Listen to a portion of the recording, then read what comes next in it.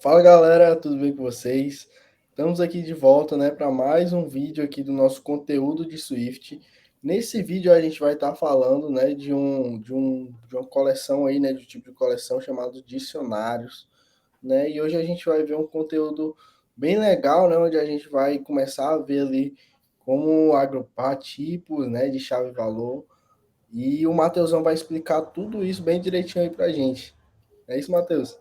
Exatamente, Iago. Boa noite, galera. Bom dia, boa tarde, enfim. Acabei mandando um boa noite aqui porque é o horário que eu tô gravando, mas vai que vocês estão assistindo de madrugada, de manhã, de tarde, enfim. Vai aí o cumprimento e as saudações para todos os horários. Então, gente, como o Iago falou, o conteúdo que a gente vai trazer aqui hoje é dicionários, tá? Essa parte de coleções dentro do Swift tem três principais conteúdos, né? Que são os arrays, os dicionários e os sets. Nesse vídeo, a gente vai abordar essa parte de dicionários.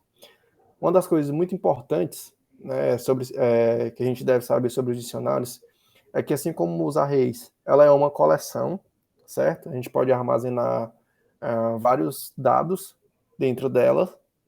É bem verdade que os dicionários, né, eles são menos populares que os arrays. Os arrays, eles são bem mais populares, né? E quais são as características dos dicionários?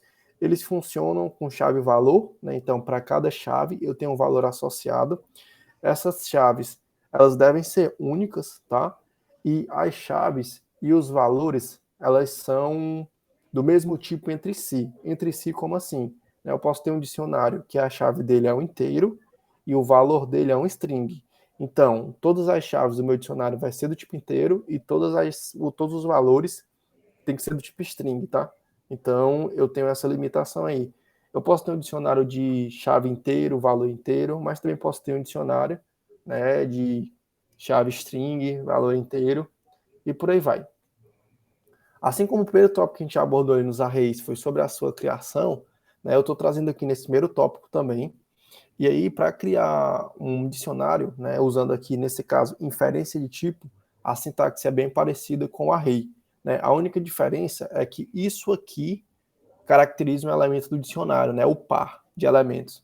A chave, né, no caso aqui eu tenho um dicionário onde a chave é do tipo string e o valor é do tipo string também. Né? Então, vem aqui, né, a chave, dois pontos e o valor, né? E isso caracteriza um elemento e os elementos são separados por vírgulas. Nesse caso aqui eu tenho um dicionário para representar países, né?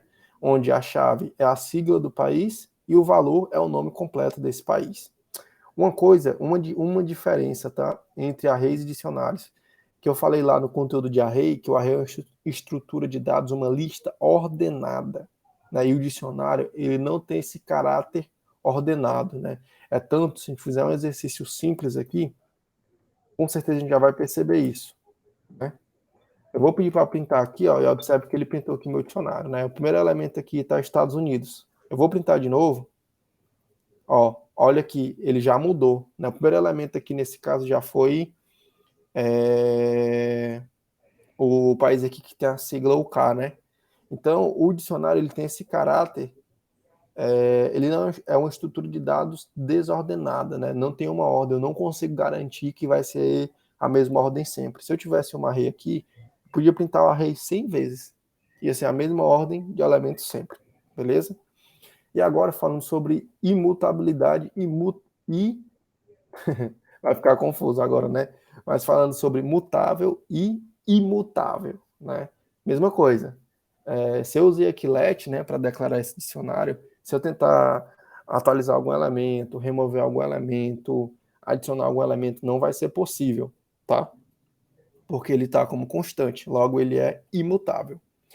Para dar esse poder de mutabilidade, eu conseguir adicionar novas coisas, atualizar, remover, eu preciso declarar ele como uma variável, tá? Então, se eu viesse aqui e tentasse adicionar alguma coisa, nesse primeiro caso, não daria certo, mas no segundo daria, por conta da palavra reservada var.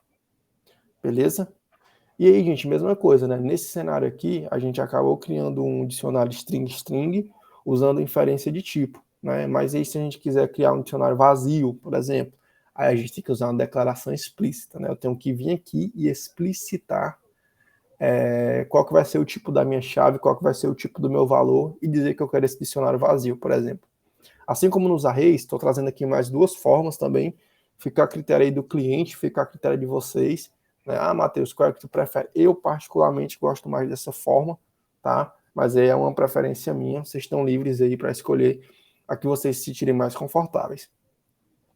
Aqui na linha 24, por exemplo, eu estou criando um dicionário string, né, e estou inicializando ele como vazio. Na linha 25, eu já estou criando um dicionário 2, que a chave dele é do tipo inteiro e o valor é do tipo string, né? Então, se eu quisesse popular esse dicionário, por exemplo, eu poderia vir aqui, né, dicionário 2, qual que é o tipo da chave dele? Inteiro. Então, eu poderia colocar qualquer número inteiro aqui e o valor, né, um string, eu poderia colocar meu nome, por exemplo. Então, isso aqui funcionaria, né? No caso do dicionário 1, eu teria que fazer algo assim, né? Dicionário 1, a chave dele é do tipo string, então poderia colocar Mate. E o valor eu poderia colocar Mateus. Beleza? Então aqui é uma das formas, né, de atribuir, colocar valores ali dentro dos nossos dicionários. E aí, como a gente viu lá nos arrays, né, a gente tinha lá o index para conseguir acessar. Eu vou comentar aqui esse dicionário country, gente, porque vai dar redundância ali, duplicidade no nome, né? O compilador vai ficar reclamando com a gente. Mas beleza, assim, voltando. Como a gente viu ali na parte de arrays, tá? A gente poderia acessar ali via index para printar um elemento, né? Aqui no dicionário a gente tem uma coisa bem parecida, só que ao invés de usar o index, a gente usa a chave, né? E aqui tem uma parada bem legal. Sei que a gente ainda não viu a parte de opcionais, mas quando a gente ver vai fazer mais sentido. Mas uma coisa que eu quero que vocês se atentem é o seguinte: eu estou tentando, né, acessar o valor da chave US. Só que vocês concordam comigo que eu poderia colocar uma chave aqui que não existe, né? Por exemplo, mate. Olhando aqui para a definição do nosso dicionário, ó, não tem nenhuma chave mate. Tem uma chave US, IN e o K, né? Então, o que que acontece? Quando eu tento acessar uma chave que não existe, diferente do array, quando a gente tentava acessar um index que não existe, né?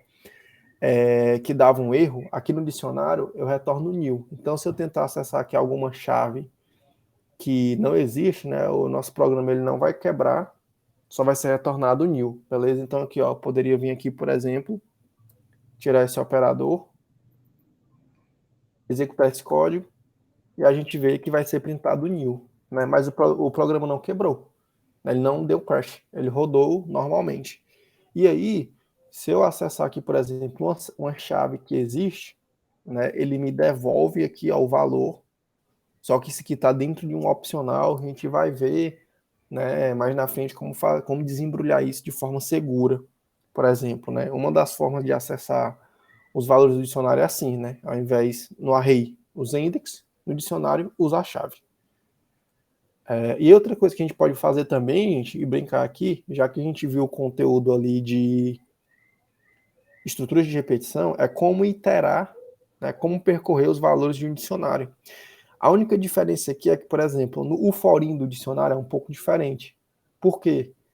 Porque no array, né, a gente tem acesso ao próprio elemento. Aqui, a gente tem que decompor esse dicionário, né, em dois valores. Aqui no key, na constante key, eu vou ter a chave, né, que corresponde, e aqui no valor, eu vou ter o valor que corresponde àquela chave. Então, se eu executar esse código, ele vai percorrer o meu dicionário todo, e aqui eu estou fazendo uma interpolação de string, né? Então, ele vai printar a chave e o valor para todos os elementos do meu dicionário. Então, se eu executar aqui, ele deu um crash, né? Porque eu movi o array, o dicionário para a linha 52, então nessa posição aqui ainda não existe, né? Eu vou executar de novo, e aqui ele printou, né, aplicando a interpolação que a gente colocou, né, que foi a chave, espaço, tracinho, espaço e o valor. Então ele percorreu todos os elementos do dicionário e printou chave e valor de todos. Legal, eu vou comentar aqui. E agora, gente, a gente vai para a parte de adicionar, atualizar e remover elementos de um dicionário. Né? Por exemplo, vou trazer aqui o o dicionário de countries, né, de países de novo.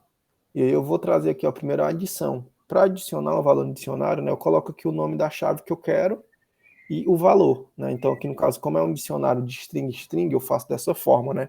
Eu estou adicionando aqui o país Brasil, no caso, com a chave BR e o valor Brasil. Ah, Matheus, se eu colocasse uma chave aqui que existe, pronto. Se você fizesse isso, ia cair no cenário de atualização, né? Você está atualizando o valor para uma determinada chave, né? Se a chave não existir, adiciona. Se ela existir, né, o que o compilador vai fazer é atualizar. Se você quiser remover um elemento do seu dicionário, você pode fazer de algumas formas. Uma delas, bem simples, é pegar aqui uma chave específica, né, que você quer atribuir new. O compilador vai entender que você está removendo, né, o elemento do dicionário. Outra forma de fazer isso é usar uma função bem conhecida, né, bem utilizada, que é remover o valor para uma determinada chave. Né? Então, essa função vai lá, procura a chave in no seu dicionário e remove, né, o elemento correspondente a essa chave. Para atualizar, e aí como eu disse, né, se você está colocando uma chave nova, ele vai adicionar. Se você está colocando uma chave existente, ele vai atualizar. Como eu adicionei aqui o país Brasil, bem aqui, nesse cenário aqui o que vai acontecer é uma atualização. Né? Ele vai trocar o valor de Brasil para Brazuca. E outra função aqui, por último, não menos importante, né, muito utilizada aí para remover todos os elementos de um dicionário, é remove all. Né, e aí você remove todos os elementos do dicionário de uma vez só. E para a gente acompanhar aqui o passo a passo, né, executando o código, primeiro eu adicionei aqui o Brasil, né, e aí depois deu o primeiro print. Então ele printou aqui para a gente. Depois eu removi os Estados Unidos, né, então ele printou aqui só Inglaterra, né, Brasil e Índia. Depois eu removi a chave IN, né, que corresponde à Índia. Então ele printou só Inglaterra aqui e Brasil. E depois, né, eu atualizei o nome de Brasil para Brazuca. E por último eu removi todo mundo, depois dei um print, né? E esse corchete com os dois pontos, fecha corchetes, é o símbolo aí do dicionário vazio. Beleza? E aí, gente, mais uma vez reforçando. Esse conteúdo aqui que a gente trouxe de inicialização, criar dicionário vazio, acessar os elementos, iterar sobre os elementos do dicionário, adicionar, remover, atualizar, é o basicão, para você começar. Né? E aí, só reforçando, né? Dê uma olhada na documentação, corram atrás, resolvam os exercícios, dê uma olhada no material complementar também e se aprofundem bastante, né? O suficiente aí para vocês se sentirem confortáveis nessa nova estrutura aí que é o dicionário. Beleza? Iagão, cara, você passou a bola para mim, estou devolvendo a bola para você. E se tiver alguma dúvida, pode mandar. Se não, vai que é tua. Fecha o vídeo naquele estilo, mano. Pô, é isso. O Matheusão falou tudo aí, né, galera? Sobre essa estrutura aí, que é um pouco menos conhecida, né, do que o Array, mas que é bastante utilizada, né, no desenvolvimento iOS, que é de extrema importância, né, você como estudante aprender e dominar, né, essa estrutura. Então acho que é isso, né, Matheus? Só reforçando ainda mais conteúdo aqui na descrição, né, o material e a lista de questões. E é isso, galera. Até o próximo vídeo. Falou! Valeu, gente. Tchau, tchau.